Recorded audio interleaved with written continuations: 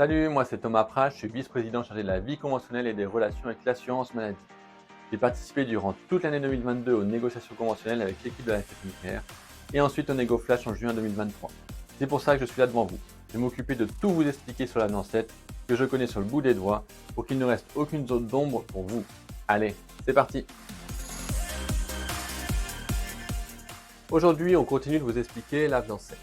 Et on commence par le volet sur les personnes âgées.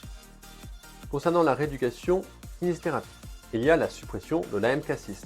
Cet acte ne respecte pas les recommandations de bonne pratique de la HCS. Et à 12,90 €, c'était insultant. Sa suppression au 1er juillet 2025, une belle avancée obtenue pour les kinésithérapeutes et la qualité de la rééducation des seniors. D'autant plus que cela règle de nombreux contentieux. Des décotations d'actes en EHPAD, mais pas que, et des AMK 8,5 rabaissés en AMK6 qui engendraient des procédures longues et pénibles. Bien, c'est fini.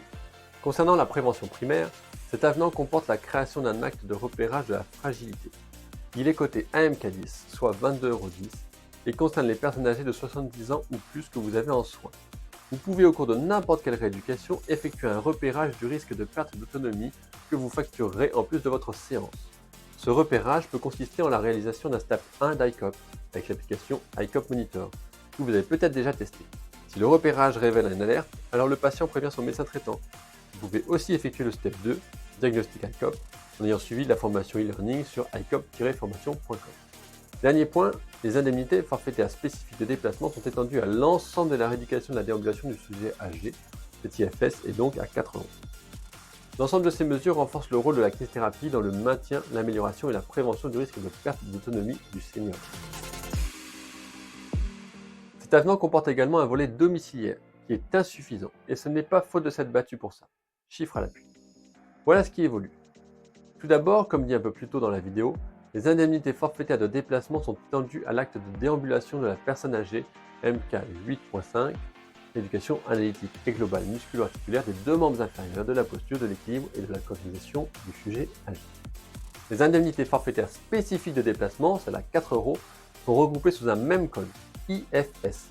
Fini les IFO, IFP, IFR, IFV, IFN. Ensuite, les IK montagne. Avant, il fallait que le kinésithérapeute se trouve dans une zone montagne, son cabinet, pour qu'il puisse facturer les IK montagne. L'avenant 7 permet de facturer les IK montagne si le patient ou le kiné est situé dans la zone montagne. Vous retrouverez les zones montagne sur ce site. Enfin, pour terminer, la mention à domicile n'est plus obligatoire sur la prescription médicale pour effectuer des soins à domicile. Exactement, elle ne l'était déjà pas, puisque le BDK détermine le lieu de traitement.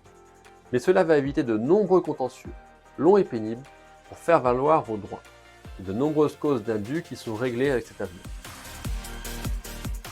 Le nombre de kinés se déplaçant à domicile ne fait que diminuer. Et malgré nos alertes, malgré nos propositions pour essayer d'endiguer cela, la CNAM n'a pas été en mesure de faire des propositions à la hauteur des enjeux. Notamment, elle a trop peur du retentissement que cela pourrait avoir sur les autres professions, infirmières en premier. Surtout, elle n'a pas assez d'ambition. J'espère qu'avec cette vidéo, vous avez tout compris.